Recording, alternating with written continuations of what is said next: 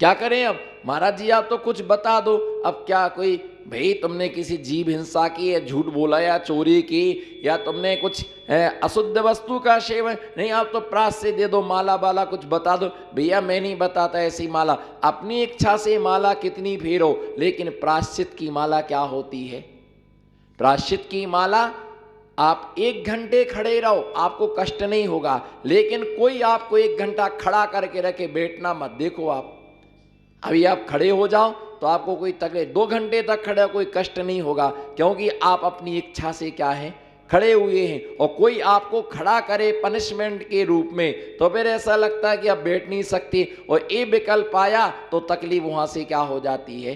तो प्रायश्चित की माला फेरना एक अलग बात, माला फेरना एक अलग बात है। बोलो, माला फेरना एक अलग बात है, प्रायश्चित की माला फेरना एक अलग, रस छोड़ना एक अलग बात है, प्रायश्चित का रस छोड़ना एक अलग है, उपवास करना एक अलग बात है। प्रायश्चित का उपवास करना क्या होता है? प्रायश्चित का उपवास करना एक अलग बात होती है। तो इन दोनों चीजों में बहुत बड़ा पर, तन मिथ्या गुरु दुष्कृतम भवतु में सौ निंदितो निंदितम, मैं अपनी क्या करता हूं? निंदा करता हूं।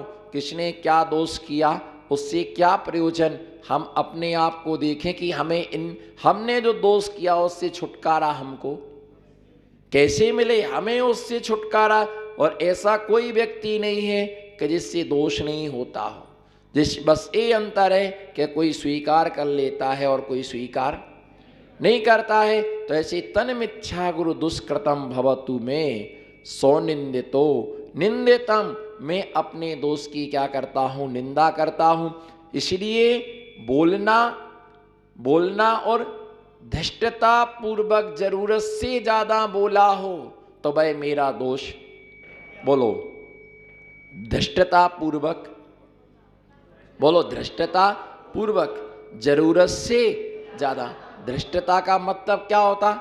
हम आपकी बात को सुन ही नहीं रहे हैं और आप जबरदस्ती, बोलो आप जबरदस्ती बोले जा रहे हो। भैया भी टेम में फिर भी आप धृष्टता पूर्वक आवश्यकता से अधिक आप बोले जा रहे हो, उसमें आधा कथन मिथ्या कथन, जरूरत से ज्यादा। जो व्यक्ति जहां बोलता है, बोलो जरूरत से ज्यादा जो व्यक्ति जहां बोलता है, बोलो जरूरत से ज्यादा जो व्यक्ति जहां बोलता है, बस वहां असत्य का क्या होता है? भाषण होता है, असत्य का भाषण होता। इसलिए मेरा दोष क्या हो? मिथ्या हो। तस मिच्छामी दुक्कड़म, ऐसा वो बोलता है हर जगह। तो ऐसे गुरु के आशीर्वाद से अथवा उनके लिए सही दोष बताने पर वो दोष मिथ्या होते हैं। छेदोपस्थापना नाम का जो चारित्र होता है, कौन सा? छेदोपस्थापना नाम का जो चारित्र होता है, उसमें एक दोष लगता है तो अपने आप में वापिस लौट करके आते हैं। और ये नहीं सोचना कि नियम टूटेगा, दोष लगेंगे इसलिए नियम नहीं लेता हूं। थोड़ा बहुत दोष लगेगा लेकिन अधिकतर तो हम पालन करेंगे। आगे चारित्र धारण करने का उपदेश यहाँ पर बतला रहे कि चारित्र धारण करने का क्या उपदेश है ना। श्लोक छंद 10, संसारा विषनाहेति पिचलिता नित्योदया प्रार्थिना। सभी धुन, संसारा विषनाहेति पिचलिता नित्योदया प्रार्थिना प्रत्यासन्न विमुक्तया सुमतया संतैन सा प्राणिना मोक्षस्यैव कितं विशालमतुलम् सोपानमुच्चैस्तरम् आरोहन्तु चरित्रमुत्तममिदं जैनेन्द्रमोजस्विना। आचार्य महाराज यहाँ बतला रहे कि चारित्र धारण करने का उपदेश किसका? जैन दर्शन जो है अत्यंत सूक्ष्म है और वो ये व्याख्यान करता है कि चारित्र्य को धारण करो। क्या करो? डर क्यों लगता है? हमारा धर्म त्याग की नींव पर खड़ा हुआ है। किस पर? जैसे मुमुक्षु बनने का फायदा क्या? बोलो, मुमुक्षु बनने से फायदा क्या? बहुत फायदा है। मुमुक्षु बनने से जितना फायदा है, 1000 गुना फायदा है, तो लाख गुना वो क्या है? नुकसान है। अच्छा है ना? मुमुक्षु बनने का मतलब होता है आत्मा खाता नहीं है। बोलो, आत्मा खाता नहीं है। खाता कौन है? शरीर खाता है। आत्मा तो कुछ खाता नहीं है। आत्मा का स्वभाव खाना पीना नहीं है। और आराम से क्या है? खूब खाओ, खूब पियो, मस्त रहो। वो कहते त्याग करने से क्या फायदा? क्यों शरीर को सुखा रहे हो? क्या शरीर को क्यों सुखा रहे हो? आराम से क्या अच्छे से खाओ, अच्छे से पियो, मस्त रहो। कब कब मिलता है? अरे त्याग करने से क्या फायदा है भैया? ये निश्चित मान के चलो। इसी प्रकार से राह बताने वाले कम, राह बताने वाले कम, और गुमराह करने वाले, राह बताने वाले कम और गुमराह करने वाले ज्यादा होते हैं। लोग कहते ऐसे खाओ। बोलो, ऐसे ऐसे खाओ, ऐसे पियो, ऐसे रहो। अरे ऐसे तो अच्छे से खाओ, अच्छे से पियो, अच्छे से रहो, अच्छा पहनो। बोलो, अच्छा पहनो। लेकिन खाया नहीं जाता।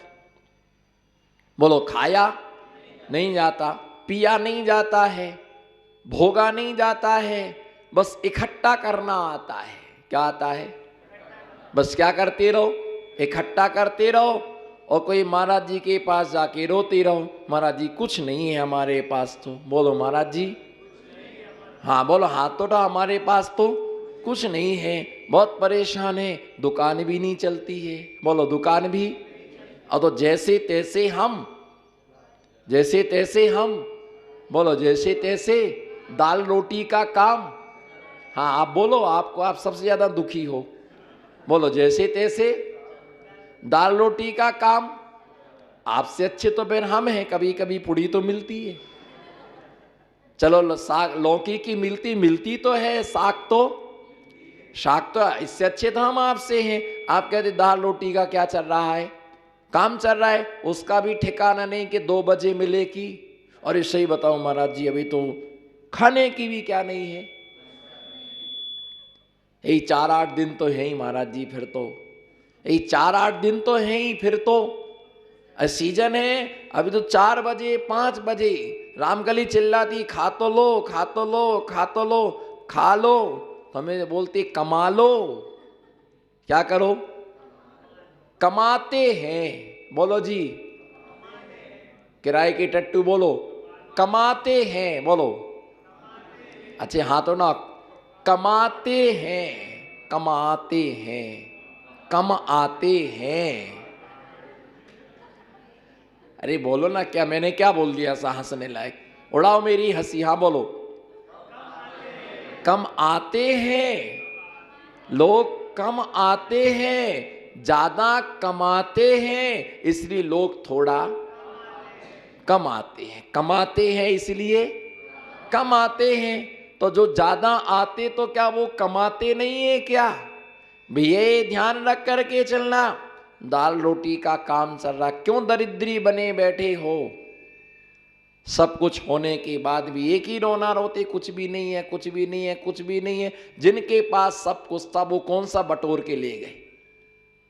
जिनके पास, बोलो, जिनके पास सब कुछ था वो कौन सा बटोर करके ले गए?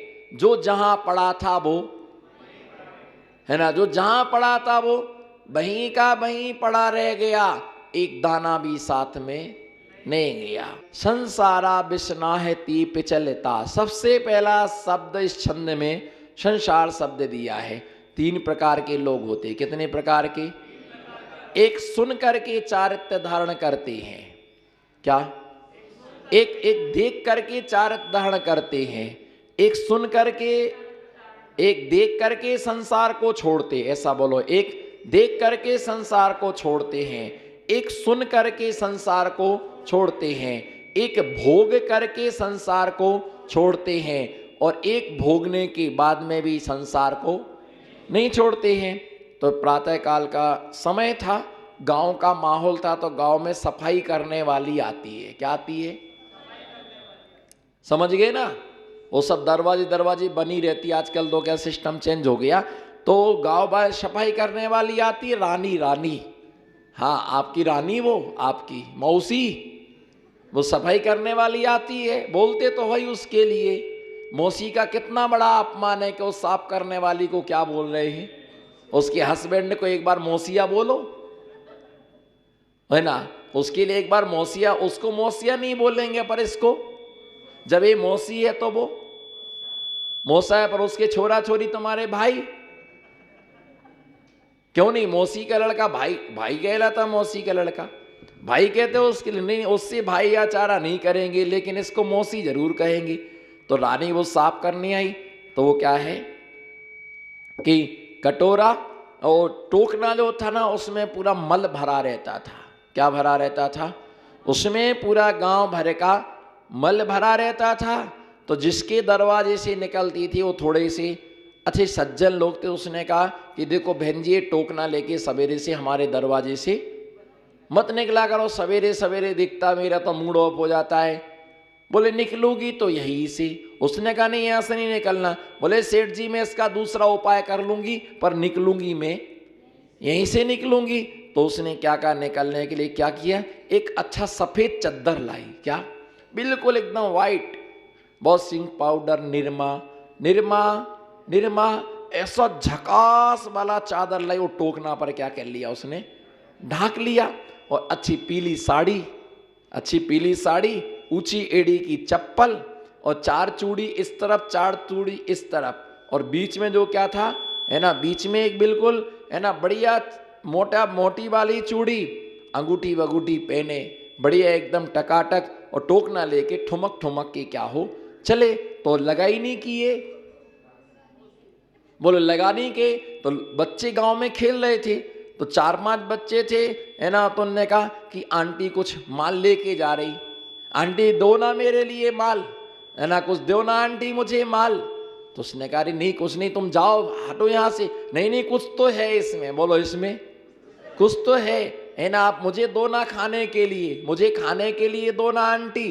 अब आंटी जैसी लग रही नहीं थी वो, रानी जैसी। वो तो क्या है, आंटी। बोलो ना आंटी लग रही थी अच्छी टकाटक। तो उसके लिए आंटी दो ना इसमें से खाने को। तो उसने थोड़ी आगे जाके बोला देखो भैया, इसमें विष्ठा भरी हुई है, तुम जाओ।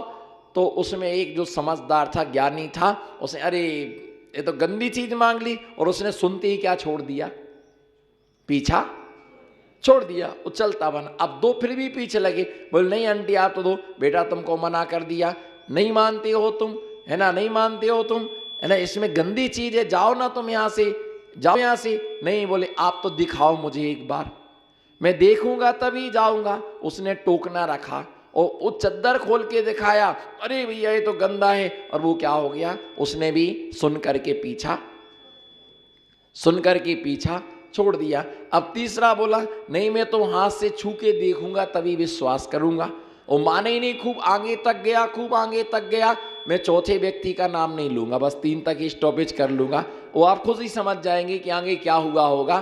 तो जैसे वो तीसरा वाला था, उसने फिर आगे जाके गया, उसने कहा, उसने खोल दिया, बोले डाल इसमें हाथ। उसने पूरा अरे रे भैया सब गंदा हो गया, ऐसा भागा, अभागा दुर्भागा, भागाओ। और पूरा हाथ धो करके ना 3 बार नहाया, तो अभी मन की गिलानी नहीं गई। अब चौथे वाले का कथन मैं नहीं करूंगा, बस अब समझ जाओ आंटी, बस एक बार थोड़ा सा बस समझ जाओ, है ना। अरे भैया जाओ ना, कहाँ मेरे टोकने के पीछे पड़े।